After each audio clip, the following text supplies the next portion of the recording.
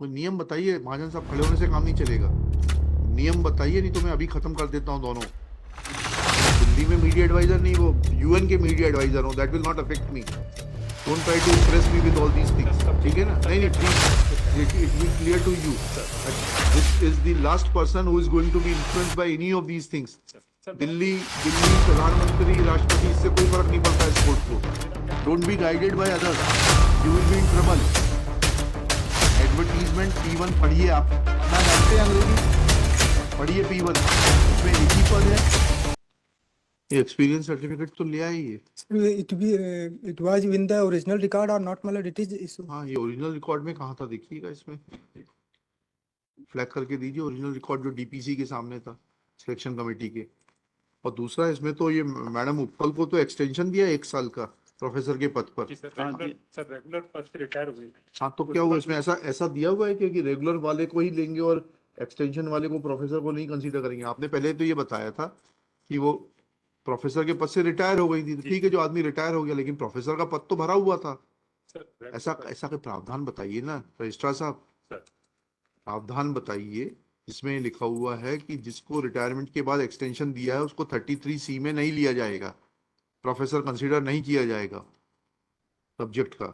शुक्ला जी का तो देख लिया हमने, ठीक है, शुक्ला जी रिटायर हो गए थे 2009 में 31/3 को रीडर के पद से। ठीक है, आपकी बात मान ली। अब ये उपल मैडम का जो है, she was given extension, you have yourself produced, and this is dated 31 मई 2008। 1 जून 2008 से 31 मई 2009 तक के लिए उनको एक्सटेंशन दिया गया। आपकी डीपीसी फरवरी 2009 की है, तो इनको क्यों नहीं शामिल किया गया? You will have to explain. Sir जो हमारे एक्ट में बताइए ना। समिति सर निर्धारित है, तो उसके हिसाब से उसमें प्रोफेसर अशोक टंडन जी को। नहीं, ऐसा नहीं लिखा उसमें, थोड़ा सा। मैं रिक्वेस्ट, शशिकांत शुक्ला जी भी 21/3/2009 को रिटायर हुए वो हैं। रीडर के पद से हुए हैं भाई, रीडर के पद के लिए नॉट लेस देन रीडर है सर उसमें। मैं आई प्लीज फिर से पढ़ लीजिए, उसको ध्यान से पढ़िए आप। मैं Lord, head of the department concerned, if any, provided he holds a post not lower than the level of post for which the selection is to be made. हाँ, lower than the post. Lower than the post, तो reader ये भी थे sir. जी,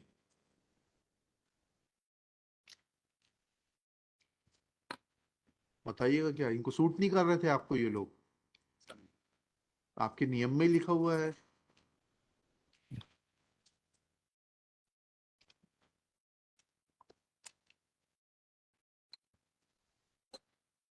वो नियम बताइए, महाजन साहब खड़े होने से काम नहीं चलेगा। नियम बताइए, नहीं तो मैं अभी खत्म कर देता हूँ दोनों।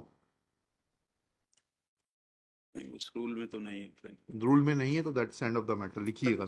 जी जी, बताइए सर चयन समिति का निर्धारण जो है, वो चयन समिति का निर्धारण उसमें एक्ट में दिया हुआ है। हाँ, उसके हिसाब से सर कुलपति जी उसको चयन समिति को।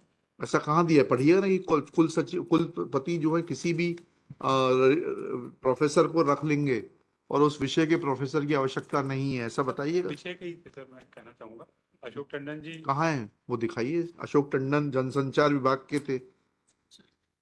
सीनियर मोस्ट, और उस समय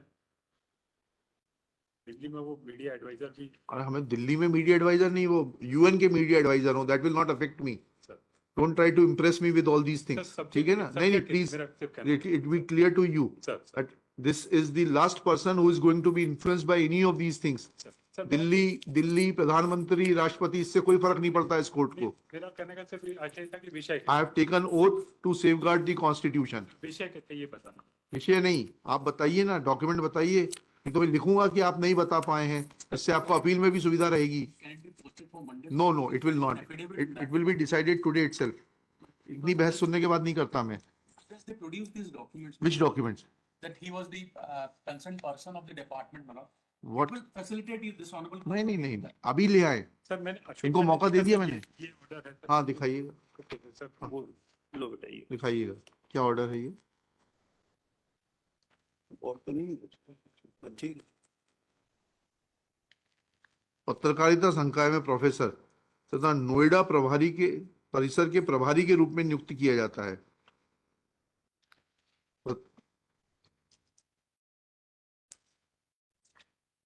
ठीक है, ठीक है। ये किस डिसिप्लिन में था इनका अपॉइंटमेंट? सर पत्रकारिता और मास कम्युनिकेशन सर एक ही डोमेन है। नहीं, जनसंचार अलग है, जनसंचार विभाग अलग है और पत्रकारिता विभाग अलग है कि एक ही विभाग है आपके यहाँ? मैं ये कहना चाहूंगा सर मीडिया कहना नहीं चाहेंगे, जो सत्य है वो बताइए। सर मीडिया में सर जनसंचार, एडवर्टाइजिंग, पब्लिकेशन, पत्रकारिता ये सब उसी में शामिल है। इनका अपॉइंटमेंट किस पद पर किया है आपने? Sir reader Leader. अरे भाई, रीडर पे किस विभाग के? सर एक जनसंचार में है, एक एडवर्टाइजिंग एंड पब्लिकेशन। तो जनसंचार में कौन है? पब्लिकेशन में हैं? संजय द्विवेदी जी हैं सर। संजय द्विवेदी जी किस में है? Mass communication. मास कम्युनिकेशन, जनसंचार जिसे कहते हैं। जी सर। जनसंचार का तो प्रोफेसर था और ये जनसंचार के प्रोफेसर नहीं है अशोक टंडन। आपका नियम कहता है कि वो दीजिए, उठाइएगा। नियम कहता है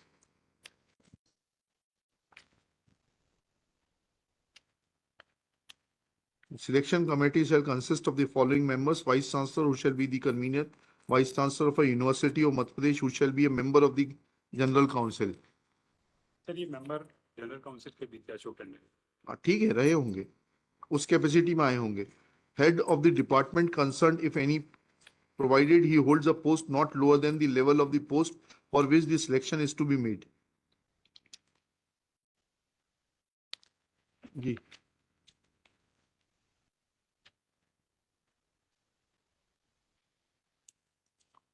यस, कहाँ है इसमें? सर जो हमारा विज्ञापन निकला था सर उसमें भी मीडिया के बाद साथ में सभी चीजें कहाँ है विज्ञापन? देखते हैं ना, पढ़ते हैं विज्ञापन। क्या लिखा है विज्ञापन में? P1, page number 22. sir. हाँ, जर्नलिज्म अलग है, पत्रकारिता का अलग पद है रीडर के लिए, और मास कम्युनिकेशन का अलग है। सर डिटेल है क्वालिफिकेशन एंड एक्सपीरियंस। नहीं वकील, सुनिए रजिस्ट्रार साहब, क्या शुभ नाम है आपका? अविनाश भाई। जी, अविनाश भाई अविनाश। वाजपेयी। हाँ, मिसलीड मत करने की कोशिश करिए। एडवर्टीजमेंट पढ़िए P1 का। ये आप पत्रकारिता में अपने करिएगा, पेपर में लिखते वक्त घुमावदार लच्छेदार भाषा का प्रयोग। यहाँ स्ट्रेट चलिएगा, दिक्कत में आ जाएंगे। एडवर्टीजमेंट में क्या ये एक ही पोस्ट है? Don't be guided by others, you will be in trouble.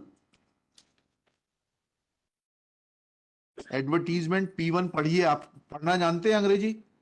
पढ़िए P1, उसमें एक ही पद है।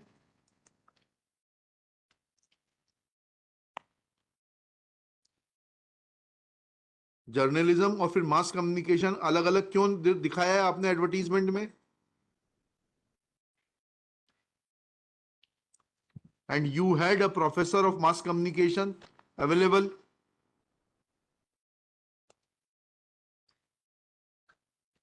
देखिएगा, Qualification. You are not at fault in. you may not be at fault. Now somebody has to face the, you may file a claim for damages against them. With all due respect to my company. Mr. Mahajan will pay damages, don't worry. But the submission is that all these submissions are required to be brought by them on record on the basis of finding an evidence. Who has to? University should do it.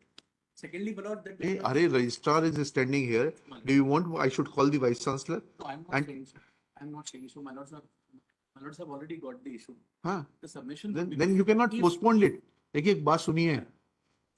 It cannot be. I'm not asking for postponement. But as far as we are concerned, my lord, we were eligible. But as far as we are concerned, my lord, we were eligible. We filed applications. Cases were scrutinized.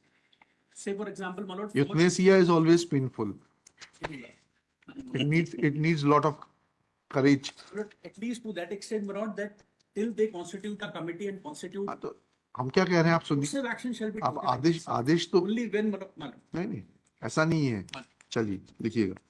Petitioner's contention is that an advertisement annexure P1 was issued on 11 April 2008 by the Makhanlal Chaturvedi राष्ट्रीय पत्रकारिता एवं क्या है ये, कौन सा, संचार संचार विश्वविद्यालय Bhopal for appointment of faculties in different departments, namely journalism, audiovisual, public relations and advertising, mass communication and computer science and applications. Full stop. this petitioner is, next para, petitioner is concerned with two departments, namely journalism and mass communication. Full stop. It is submitted that petitioner